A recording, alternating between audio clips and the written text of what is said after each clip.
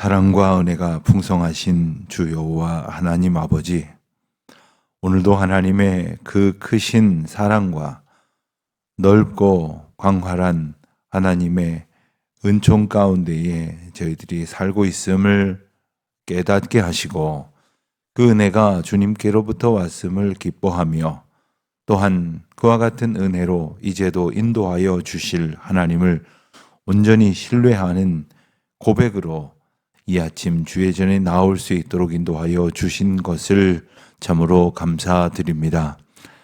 저희가 이 하루를 살아가는 동안에 또 어떠한 생각이 들런지, 어떠한 이야기를 들을런지, 또 어떤 생각을 하게 될런지 저희들은 참으로 어리석고 연약해서 다 알 수도 없지만 다만 바라옵기는 온전히 하나님의 인도하심 가운데에 살아가는 자가 누릴 은총을 약속하신 대로 부어주시기를 간절히 기도하오며 그 은혜를 누리지 못하는, 즉 깨닫지 못하는 어리석음 가운데에서 헤매는 무지한 자가 되지 않도록 오늘도 저희를 불쌍히 여겨 주시기를 간절히 기도드립니다. 저희의 삶이 또한 저희의 모든 시간이 하나님의 것을 살아가고 있음을 잊지 않게 하여 주시옵소서. 그리하여 때로 힘들어도 하나님의 장중에 있으며 또 때로는 불안하고 낙심이 될 지경에 이르렀어도 하나님의 때를 살아가고 있다는 것으로 모든 평강을 주께로부터 받게 하여 주시기를 기도드립니다. 하나님의 때를 살아갈 뿐 아니라 하나님의 사명 가운데에 살고 있음을 또한 기억하게 하여 주시옵소서. 저희가 무엇을 해야 할런지 어떻게 해야 할런지 그저 알지 못하여 번민할 때가 참 많이 있습니다마는 정말 겸손히 그리고 전심으로 하나님 앞에 마음과 생각에 귀를 기울여 주님의 인도하심을 구하는 중에 오직 주의 인도하심만을 따르며 붙들고 살아가는 저희들이 되게 하여 주시기를 기도하옵나이다. 아버지 하나님, 오늘도 하나님께서 베푸신 은혜 안에 저희들이 살아가고 있음을 기억하게 하시되 또 저희가 주께로부터 받은 소중한 사명이 있음을 잊지 않게 하여 주시옵소서. 하나님, 그것은 단지 직업을 말하는 것이 아니라 또 저희의 호구지책을 저희의 만족스러운 대로 충족하기 위함이 아니라 저희에게 허락하신 정말 놀라운 하나님의 은혜가 생명 가운데에 저희의 남은 모든 날까지 온전히 다하여 드려질 수 있도록 저희를 성령 하나님의 주장하시는 은혜 가운데에 허락하여 주시옵시고 또 저희들은 마땅히 주님 앞에 말씀을 통하여 깨닫고 그리고 성령님의 인도하심을 통하여 그 길을 발견하는 기쁨으로 충만케 하여 주시기를 기도드립니다. 저희가 하나님을 믿노라 하면서도 저희 욕망을 구하고자 하는 단지 수단으로 삼는 참남한 죄를 범치 않도록 도와주시옵시고 오늘도 저희의 삶의 왕이시며 온 인류의 구원이시고 또한 이 세상 모든 것을 다스리시고 통치하시는 창조주 하나님을 인하여 기뻐하는 날이 되게 하여 주시옵소서. 하나님, 저희 앞에 마음의 소원을 품게 하시고 또 나름의 열심을 갖게 하여 주시는 주님, 모든 것이 주께로부터 오는 은총을 베풀어 주시사 헛된 욕망 가운데에서 저희들 부질없는 것을 위하여 애쓰는 자들 되지 않게 하시고 오늘의 시간이 허비되어지지 않는 오직 하나님 앞에서 소중하게 드려지는 시간 되게 하여 주시기를 기도드립니다. 주님의 은혜를 알지 못하는 자들은 주님을 위하여 살고자 하는 저희의 시간을 혹은 주님 앞에 모든 것을 드리고자 하는 저희의 마음을 참으로 헛된 그런 낭비처럼 생각하기도 할런지 모르지만 무엇을 통하여 저희의 삶을 사용하고 또한 드리고 기뻐하는 것이 가장 큰 기쁨인지를 깨닫게 하여 주신 은혜에 합당하게 살고자 노력할 때마다 주님은 영광을 받으시고 세상은 주님을 저희를 부족한 저희를 통하여 만나는 은총을 얻게 하여 주시기를 기도드립니다. 하나님, 새로운 예배당을 건축하면서 저희 성도들이 이제 같이 기도할 수 있도록 여러 가지 이제 새로운 시작을 갖게 하심을 감사합니다. 하나님, 저희가 저녁 10시가 되면 온 성도들이 어디에 있든지 한 마음 같은 기도 제목, 같은 소망을 가지고 기도하기를 시작하고자 합니다.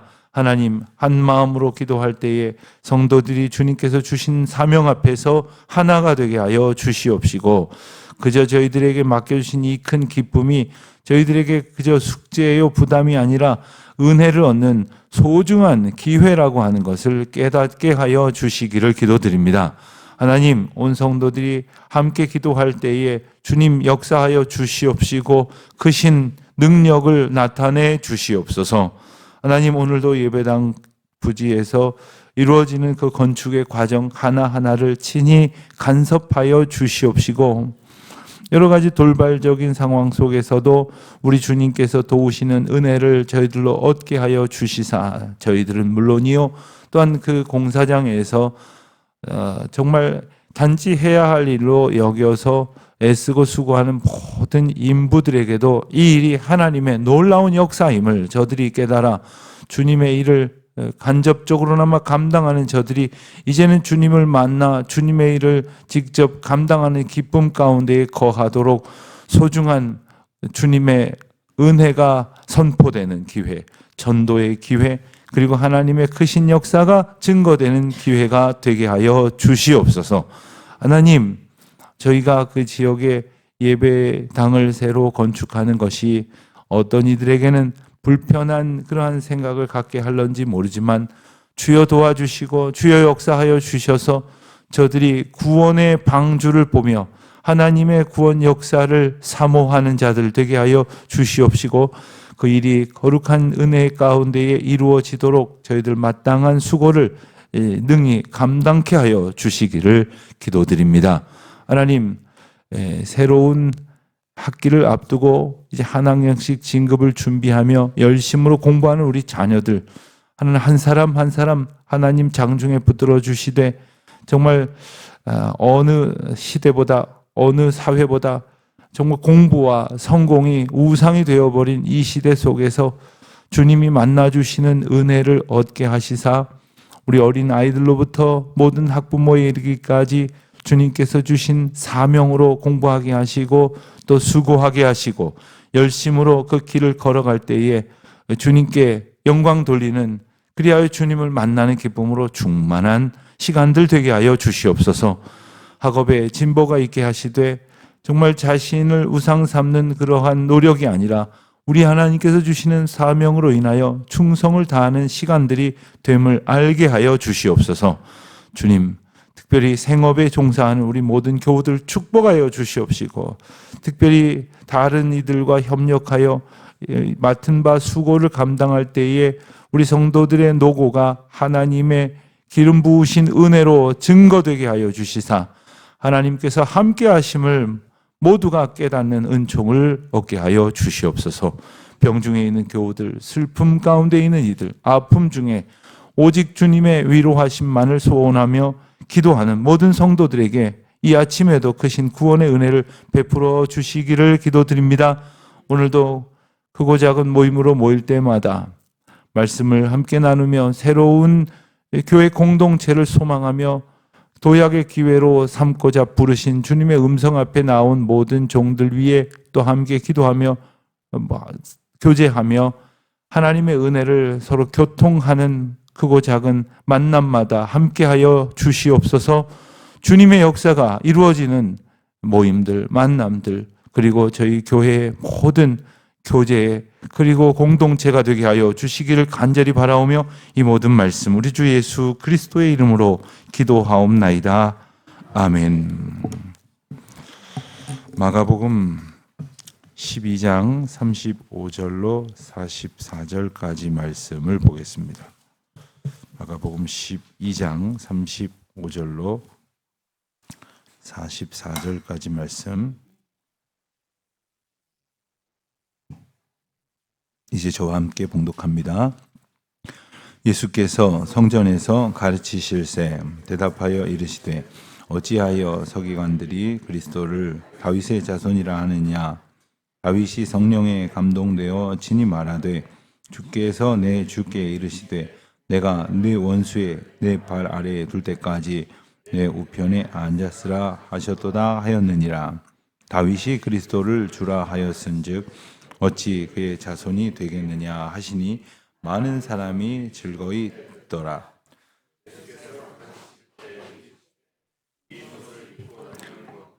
시장에서 문안 받는 것과 회당의 높은 자리와 잔치의 윗자리를 원하는 서기관들을 삼가라. 그들은 과부의 가산을 삼키며 외식으로 길게 기도하는 자니 받는 판결이 더욱 중하리라 하시니라. 예수께서 험금함을 대하여 앉으사 무리가 어떻게 험금함에 돈 넣는가를 보실새 여러 부자는 많이 넣는데 한 가난한 과부는 와서 두 렙돈 곧 한 고드란트를 넣는지라. 예수께서 제자들을 불러다가 이르시되 내가 진실로 너희에게 이르노니 이 가난한 과부는 험금함에 넣는 모든 사람보다 많이 넣었도다. 그들은 다 그 풍족한 중에서 넣었거니와 이 과부는 그 가난한 중에서 자기의 모든 소유 곧 생활비 전부를 넣었느니라 하시니라. 아멘. 예수님께서 예루살렘 성전에 가셔서 여러 가지 일들이 있었습니다. 그 가운데에 그 성전으로 나온 이들에게 말씀을 선포하시는 시간도 있었고, 그리고 그 예수님을 곤란에 빠뜨리려고 여러 가지 자기소견에 옳은 질문을 가지고 예수님 앞에 나온 사람들과 대화하는 시간도 있었습니다. 지금까지 주로 예수님께서 질문을 받고 그 질문을 통해서 답을 하시면서 그들의 의도를 간파하시고, 그리고 그들뿐 아니라 다른 사람들에게도 마땅히 증거하실 만한 메시지를 주셨다고 한다면, 오늘 본문에서는 반대로 예수님께서 질문을 하시는 장면이 나옵니다. 35절 보니까 예수께서 성전에서 이렇게 말씀을 하시기를 어찌하여 서기관들이 그리스도를 다윗의 자손이라 하느냐 이렇게 물으셨습니다. 그리고 부가적으로 질문하시는 내용을 보충한 말씀이 36절에 나옵니다. 36절 이하에 나옵니다. 오늘 이 질문에 대해서 생각하기에 앞서서 이 일이 이루어지고 있는 성전을 배경으로 하고 있다는 것을 좀 생각해 볼 필요가 있겠습니다. 이 성전은 솔로몬이 지은, 즉 솔로몬 성전이다 이렇게 우리가 부르는데, 솔로몬이 지었지만 애초에 성전을 지으려고 계획했던 사람은 우리가 잘 아는 대로 다윗이었습니다. 그런데 하나님께서 다윗이 성전을 짓는 것을 허락하지 아니하셨죠. 그리고는 대신 하나님께서는 다윗의 집을 세워주시겠노라고 말씀을 하셨습니다. 그것은 단지 다윗이 살 어떤 그 하우스를 하나 지어 주시겠다는 것이 아니라 다윗을 통하여 시작되어지는, 그리고 다윗의 계보를 잇는 이스라엘 나라, 즉 그리스도의 구원의 은혜가 선포되는 그리스도의 나라를 그 혈통 가운데, 그리고 그 믿음의 고백 가운데, 그 백성들 가운데에 두시겠다. 그것은 영원하겠다. 이렇게 하나님께서 말씀하셨습니다. 자, 이것을 사람들이 어떻게 이해를 했느냐? 그들은 다윗의 집을 다윗의 왕조로 이해를 한 것은 맞지만, 이것을 영적인 구원의 관점에서 말씀하신 하나님의 의도와는 달리 이것을 마치 망하지 않고 영원히 지속될 어떤 그 정치적인 집단, 영향력을 가진 어떤 군사적으로 충분한 힘을 가지고 있는 그런 왕국쯤으로 여겼다는 겁니다. 그러나 결과가 어떻습니까? 우리가 잘 아는 대로 북이스라엘과 남유다로 나누어진 뒤에 북이스라엘은 아수르에게, 남유다는 바벨론에게 멸망을 하고, 그리고 바벨론 제국은 다시 바사, 메대와 바사, 즉 페르시아 제국에게 멸망을 하고, 또 시간이 더 지나서 페르시아 제국은 헬라 제국에 멸망을 하고, 또 그리고 로마 제국이 헬라 제국을 멸망시키는 중에 이미 예루살렘은 나라 자체가 없어진 셈이고 그 말씀드린 여러 나라의 속국으로 살아왔다는 것이죠. 그러니까 이미 그 어떤 정치적인 의미에서, 군사적인 의미에서 생각을 한다면 다윗의 나라는 없어진 거나 마찬가지입니다. 자, 그런데 왜 메시아를, 그리고 이 땅에 오실 구원자를 다윗의 자손이라 이렇게 말을 하는가라는 것을 물으시는 겁니다. 그러니까 그 핵심은 구원을 이야기할 때 그것을 영적인 것으로 깨달아야 할 백성들이 자꾸 어떤 정치적이고 군사적인 그러한 구원으로 생각하고 있음을 지적하시는 말씀인 거죠. 제자들을 포함한 이스라엘 백성들은 그 예수님께서 오신 것을 왕으로서 오셨다고 그렇게 생각을 했습니다. 그래서 예수님께서 하나님 나라를 이루실 때 그것을 하나님께서 다스리시는 그런 영적인 구원이 이루어지는 그러한 때와 그러한 상황을 얘기하는 것이 아니라 마치 어느 나라가 어느 나라를 이제 지배하기 시작하는 것처럼 하나님의 나라가 로마 제국을 물리치고 예수 그리스도를 통해서 이제 전권을 잡는 그런 날을 이제 꿈꿨다는 거죠. 그래서 어리석은 제자들 중에는 그때에 나를 예수님 오른팔로 좀 삼아 주십시오. 혹은 왼쪽에 앉게 해 주십시오. 해가면서 그 권력으로 이제 완성시키실 하나님의 나라를 이렇게 생각을 했다는 겁니다. 그렇기 때문에 추종하는 사람도 있었고 그렇기 때문에 싫어하는 사람들도 있었습니다. 정치적인 그러한 그 우월한 지위에 있다는 사람들은 그렇게 되면 자기의 정치적인 그 입지가 뺏길 것 아닙니까? 그러니까 예수님께서는 우리 모든 사람들을 구원하시기 위하여 오셨는데 마치 나의 모든 어떤 것을 빼앗아가는 존재 정도로 그렇게 오해를 하고 있었던 것이죠. 그러면서 시편 110편 1절의 말씀을 36절에 인용을 하십니다.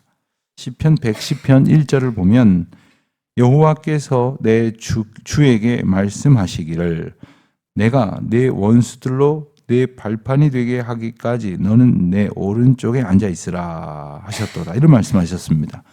여기서 여호와께서 내 주에게 말씀하시기를, 여기서 말하는 여호와와 내 주는 우리 번역에는 여호와께서라고 명백히 번역이 되어 있지만 어떤 번역은 주께서 내 주에게 이렇게 번역이 되어 있기도 합니다. 그것은 좀 더 불명확하죠.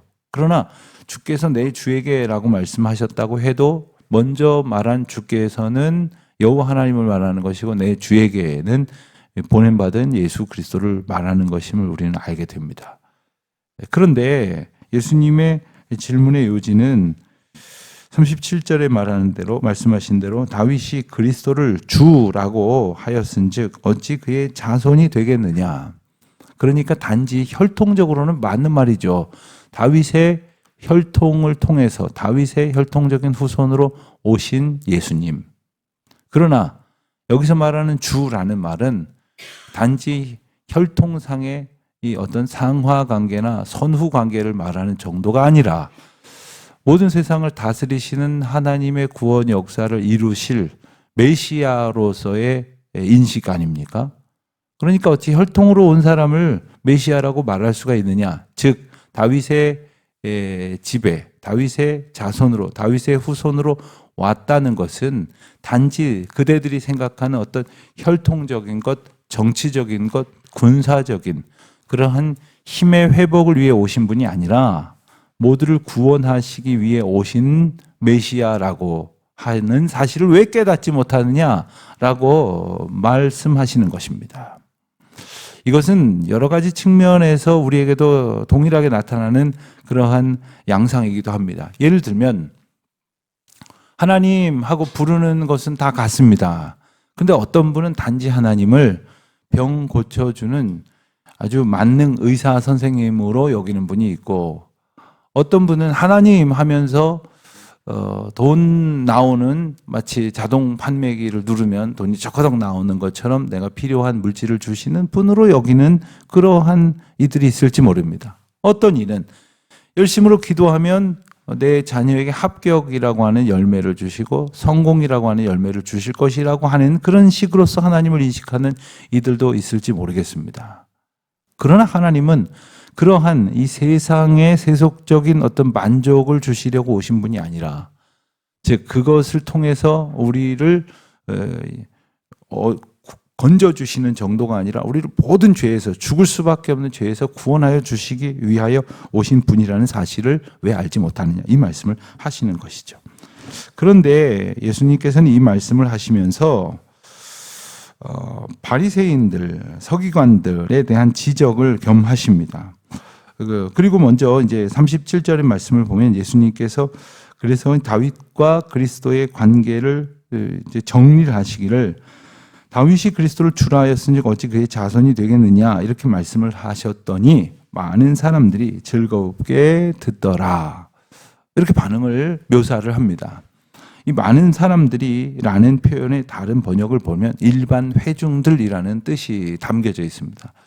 가만 보면 이 지도자라고 하는, 권력자라고 하는, 모든 것을 좀 가졌다고 하는 사람들은 여러 가지 자기 이해에 얽매여서 예수님을 밀쳐내려고 하기도 하고 붙들려고 하기도 하지만, 예수님께서 단지 어떤 혈통적으로나 육체적으로, 군사적으로 혹은 정치적으로 오신 그러한 왕이 아니라 모두를 구원하시기 위하여 정말 다윗이 고백했던 그 구원의 하나님으로 오셨다는 사실을 다시금 깨닫게 하시니까 모든 백성들이 기뻐하였다라는 것이죠. 우리도 그 어떠한 부질없는 이해의 틀 속에서 더 이상 갇혀있지 말고 오직 우리를 구원하시고 생명의 길로 인도하여 주신 주님을 만나는 기쁨, 그리고 그 은혜 가운데에 살아가실 수 있게 되시기를 바랍니다. 38절, 39절, 40절까지의 말씀에서는 예수님께서 그들을 이제 힐난하시는 말씀이 나옵니다. 긴 옷을 입고 다니는 것, 시장에서 문안 받는 것, 높은 자리에 앉는 그런 서기관들을 삼가라고 말씀하셨어요. 여러분, 긴 옷은 어떤 의미일까요? 여러분들 길어서 마치 제가 여러분 보여드린 이런 옷보다 훨씬 더 길고 아래로 늘어뜨려진 옷을 입으면 아마 불편해서 아무것도 할 수가 없을 것입니다. 다시 말하면 긴 옷을 입었다는 얘기는 아무것도 안 하겠다는 얘기예요. 손을 쓰고 수고하는 일들은 아무것도 안 하고 그저 이제 폰만 잡겠다는 그런 이야기겠죠. 자, 서기관들이 정작 해야 할 섬김과 나눔과 그리고 돌봄과 그리고 하나님의 말씀을 풀어 알게 하는 그런 수고는 일체하지 않은 채 이제 이렇게 폼 잡고 그리고 대접받기만을 원할 뿐 아니라 한 걸음 더 나아가서 어떤 악행을 저질렀느냐? 과부의 가산을 삼켰다. 또 외식으로 남들 보게 하려고 길게 기도했으니 그들이 받을 벌은 더 중하다. 이 말씀을 하시면서 그 유명한 과부의 두 렙돈 이야기를 이제 이어 말씀을 하십니다. 왜 이 말씀이 나오는가를 우리는 주목을 해봐야 합니다. 우리가 잘 아는 대로 한 가난한 과부가 바친 두 렙돈은 아주 작은 금액입니다. 예수님께서 41절 보니까 헌금함에 대하여 앉으셨다고 그랬는데 이 말씀이 마치 헌금함을 놓고는 그 옆에 헌금함을 많이 보면서 앉으셔가지고 사람들이 헌금을 어떻게 하는지 이렇게 일일이 체크하시려고 앉으셨다는 그런 뜻은 아닙니다. 성전에는 여러 헌금함이 있었습니다. 그 많은 헌금함, 그리고 각 뜰에 별칭이 있었는데 그 뜰에도 여러 개의 헌금함이 있었는데 왜 여러 개 있어야 하느냐 하면 그 헌금함 중에 어떤 것은 그 성전을 위하여 바치는 헌금을 위한 헌금함이 있었습니다. 예를 들어서 성전을 보수하고 성전을 또 고장난 건 뭐 고칠 건 고치고 새로 사야 될 것은 사고 뭐 이런 데 필요한 것, 또는 이웃을 돕는 일에 사용되는 헌금을 위한 헌금함이 또 이렇게 따로 있었습니다. 우리가 봉투가 여러 종류가 있는 것과 같은 이치입니다.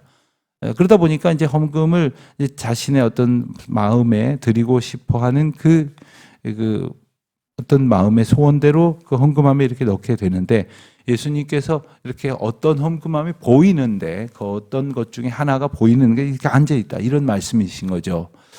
과부가 드린 두 렙돈은 한 고드란트가 되는데 이것은 당시의 화폐의 어떤 통용의 법을 보면 우리가 잘 아는 한 데나리온의 128분의 1에 해당이 된다고 합니다.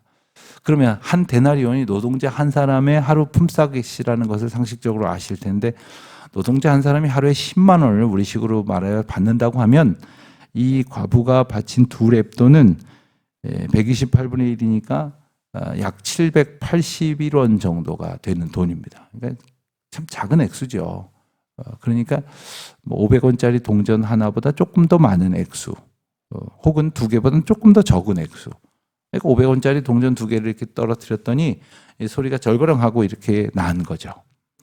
이게 사람들이 당시에는 이제 다 동전이다 보니까 주르구르르 이렇게 떨어지기도 하고 그냥 딸랑 떨어지기도 하고 그러겠죠. 그러니까 이제 사람들이 그걸 알게도 아마 되었을 겁니다. 예수님은 보셨지만 사람들도 들었겠죠. 그런데 저마다 여러 가지 생각을 했겠지만 43절에 보면 제자들을 불러다가 예수님께서 말씀하시길 이 가난한 과부는 모든 사람보다 많이 넣었도다 이렇게 말씀을 하십니다. 그리고 이것은 가난한 중에 자기의 모든 소유를 전부를 넣었다고 이렇게 부연하여 말씀을 하십니다. 우리는 여기서 적은 금액을 드렸지만 전부를 드리는 그 여인의 마음을 우리는 다시금 이제 생각을 해보게 됩니다.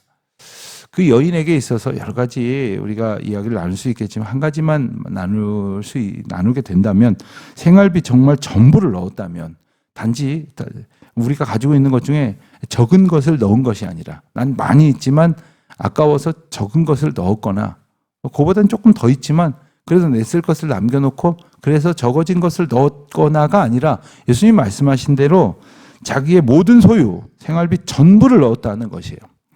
근데 오늘 말씀을 굳이 이 서기관들을 삼가라 하신 말씀에 이어서 하신 것을 보면 40절에 그들은 과부의 가산을 삼키며 라는 말과 왠지 무관하지 않는 것 같은 생각을 하게 됩니다. 서기관들이 하는 일 중에 하나는 오늘날로 말하면 변호사 업무, 법무사 업무, 회계사 업무 이런 것들도 이제 대신하게 되었습니다. 당시에는 글조차 쓸 수 없는 사람들이 많았기 때문에 이 일들을 감당하게 되는데 과부는 누구에게 그 도움을 받을 수 없는 형편에 있는 중에 예컨대 남편을 잃고 홀로 이 험난한 세상을 살아가야 할 때가 되었는데 그들을 오히려 도와야 될 서기관들이 그들의 것을 오히려 빼앗는 그런 악행을 저질렀다는 것을 분명히 말씀을 하십니다. 아마도 이 여인이 가난한 상황이 되었던 것은 그런 일과 무관하다 말하기 어려울 것이에요. 그런데 문제는 만약에 정작 그런 일을 당했다고 하면 얼마나 원통하겠습니까? 얼마나 화가 나겠습니까? 그리고 성전에 와 있는 예수님 앞에 엎드려서 바로 저 안에 있는 어떤 서기관이 내게 혹은 어떤 바리새인이 내게 이렇게 자신을 원통함을 하나님 앞에 예수님 앞에 토로하면서 어떻든 그 마음을 드러내려고 하지 않았겠습니까? 그 억울한 사정 속에서 자신을 토로하는 그러한 모습으로 나온 것이 아니라 자기가 가지고 있는 모든 소유마저도 이것이 주님의 것입니다. 나는 전적으로 주님의 은혜 가운데 살고 있습니다. 라고 하는 마음으로 드렸다는 거예요. 여러분 단지 헌금 많이 하십시오. 가난해도 하십시오. 가난한 중에라도 가진 것 전부를 드리십시오. 이러한 어떤 그 결론을 내리기 위해서 이 말씀을 주신 것이 아닙니다.